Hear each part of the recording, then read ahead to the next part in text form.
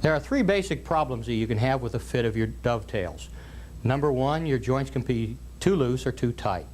Number two, the joints can seat too deeply or not deep enough. And three, you can have a gap at one end of your dovetail or the other. First, a joint that is too loose will be very sloppy and have plenty of gap up here. In order to make a correction for this, you want to make a deeper cut. By 1/32 of an inch increments, make a trial cut until you get a good tight joint. A joint that is too tight, on the other hand, will not fit together properly or may have to be pounded together. In order to make a correction for this type of cut, you want to raise your bit, make a shallower cut, again in increments of 1/32 of an inch until you get a good tight fit. The second problem that we have is where our joints are too deep or too shallow. For instance, this is a joint that is far too deep. You can see how far the sides go in. In order to make an adjustment for this, you're going to have to move your finger template. You must bring the template forward in order to make a socket that is not quite so deep. And the opposite of that is a joint that is too shallow, where the pins fit in, but they won't go in far enough. And in this case, you must move your finger template back in order to make a deeper socket. And the third and final problem that we have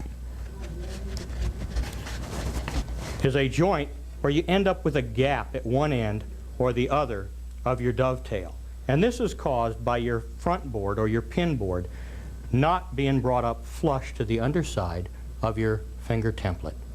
The trial cut that we made with our Omnijig has two problems. First of all, the sockets are too shallow and the pins project beyond the edge of the board, and the joint is too loose. So we must move the finger template back from the front edge of the Omnijig in order to take care of the shallow cut, and we must also increase the depth of our cut with our router bit in order to take care of the loose fit. Using my original setup board with my 19/32 inch line on there, I'm going to place it back into the fixture to fine-tune the jig. Now remember, I've got to move this finger template back slightly in order to make my sockets a little deeper. I can view my line and move my rod nuts accordingly until my template goes back a little past that line this time. We'll do the same thing on the other side of the template.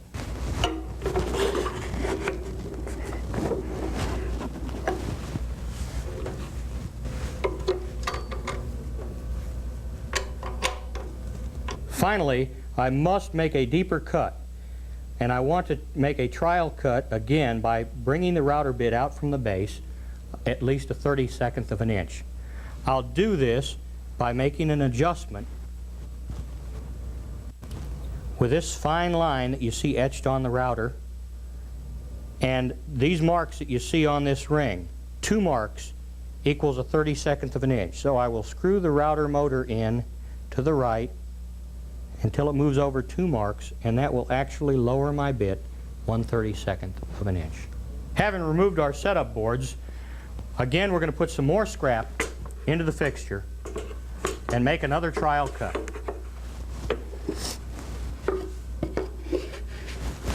Again, make sure your top piece butts up against the left stop and firmly against your front board. Bring your front board up against it, left front stop, and flush with the finger template. Take your router, we'll do our shoulder cut, and then cut our pins and tails.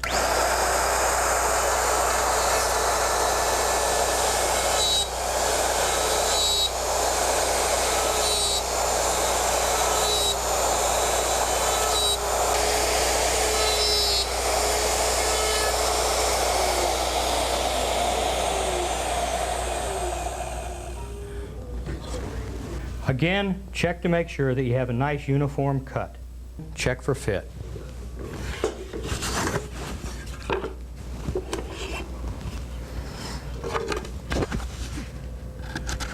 This time we have a perfect joint. Let's take a few minutes to talk about drawer construction. If you look at a well-executed hand-cut dovetail, you'll notice a certain symmetry about the joints. The joints start with a half pin at the top and bottom. This is very easy to do when you're cutting hand dovetails. With a machine-cut dovetail, it's not always easy to begin and end with a half pin. The machine-cut dovetail repeats itself every 7/8 of an inch. And in order to get a perfect half pin at the beginning and end of your drawer, you must build your drawers in dimensions of 7/8 inch increments. If you want all of your drawers to begin and end with a half pin, this means you must design your drawers ahead of time in 7/8 inch increments and design your carcass around your drawers. If, on the other hand, your drawers are in other than 7/8 inch increments, you may begin with a half pin, but may end with no pin whatsoever on this side. Structurally, there's nothing wrong with this joint, but for aesthetic reasons, you may want to begin your drawers with half pins on both ends. If you design your drawers so that they are in perfect 7/8 inch increments, you can cut all of your joints on either one side of your Omnijig or the other, and still end up with perfect half pins on both ends of your joint. This is very aesthetically pleasing. On the other hand, if you have material that is dimensioned in other than 7/8 inch increments, what you get is a half pin at the top here, no pin at the top here, no pin at the bottom here, and then a half pin at the bottom here. Structurally, this is very sound, but it's not as aesthetically pleasing. Additionally, looking at the top of the drawer, you can see we have what appears to be a butt joint on this corner and a dovetail joint on this corner. If you use both ends of the Omnijig to cut your joints, you will always end up with a symmetrical joint, even though you don't end up with a half pin top and bottom. All of your half pins will be at the top of your drawer. All of your no pins will be at the bottom of your drawer. One other thing we need to consider is where we cut the groove for our bottom piece in our drawers. The groove should be cut within the socket all the way around for our drawer bottoms.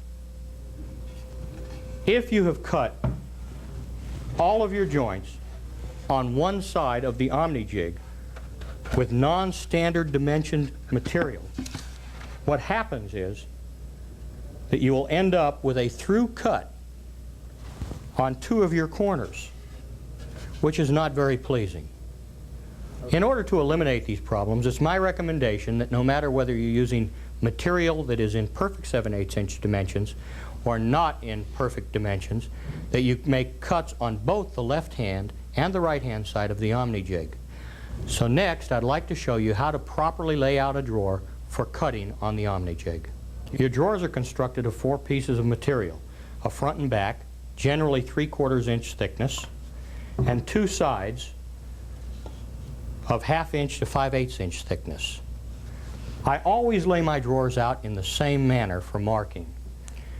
Front, back, left and right sides. Always check your material to make sure that your best face is down. What is exposed here will be the inside of the drawers. Next, you need to mark your drawers so you know how to put them in the Omnijig. Starting from your left side, I'll mark this piece side A, B, C, and D. I also want to make those marks close to what is going to be the bottom edge of my drawers. So I'll mark an A here, a B here, C, and D. Those will be the bottom edges of my drawers. Each piece of material is going to be cut on both the left and the right hand side of the Omnijig. Remember, we marked the bottom edge of each drawer, inside edge of the drawer. The bottom edge always goes against your stop, both on top and bottom. Place your pin piece in slightly above the top edge of your Omnijig. Lock it in position. Take your front, again making sure that the bottom edge is going to be against the stop. Place it against the stop and flush up against the front piece. Lock it in position. Raise your front piece until it's flush with the underside of the finger template and against the left stop. And make your cut.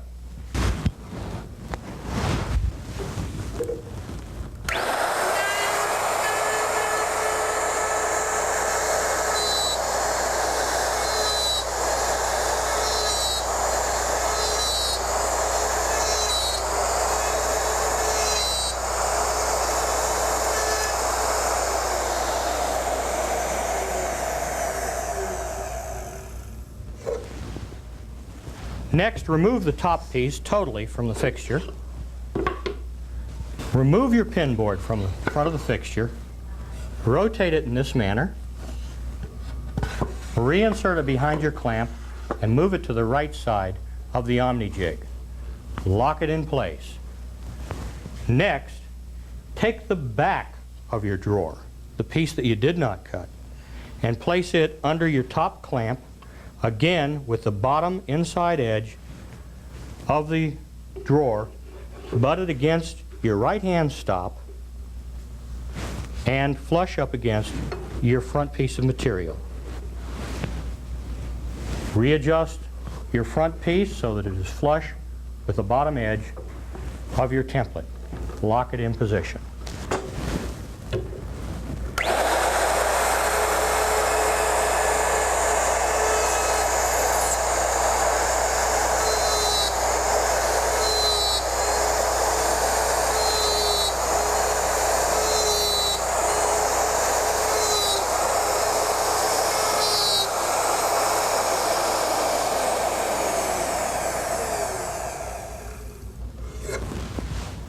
Remove the front piece.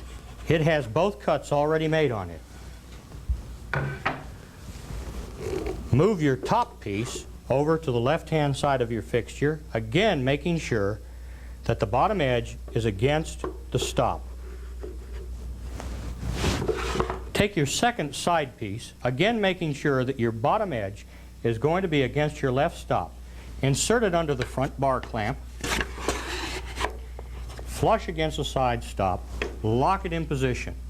Reposition your top piece, again making sure that the bottom edge is against the top left stop and butted firmly against your front piece. Lock it in position. Reposition your front piece, ensuring that it is flush with the bottom edge of your finger template and against your stop, and lock it in position. We're now ready to make our third cut.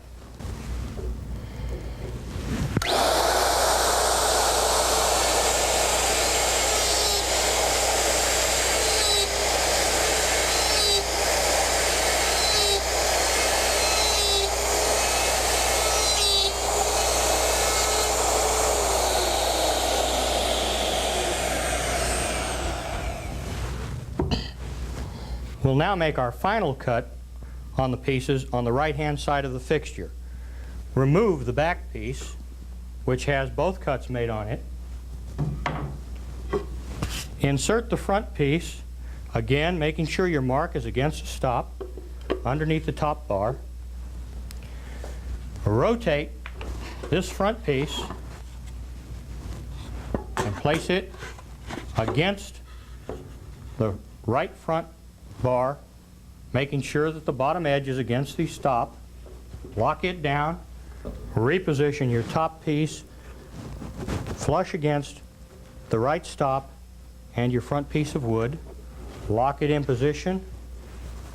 Reposition your front piece against your right stop and flush underneath your template. Lock it in position. And we are now ready to make our fourth and final cut.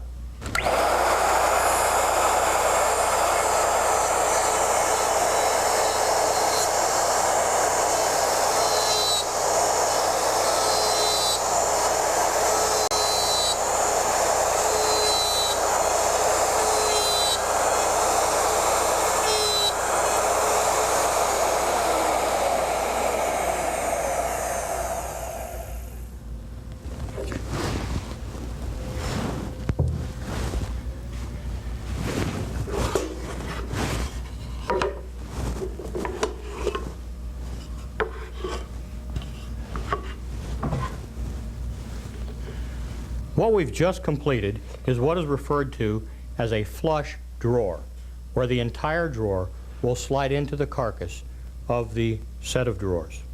A helpful tip, once you have your stop set for cutting perfect dovetails with your Omnijig, is to scribe a line on your Omnijig to position your stops back to the same position once again, should you have to move them for other Omnijig templates.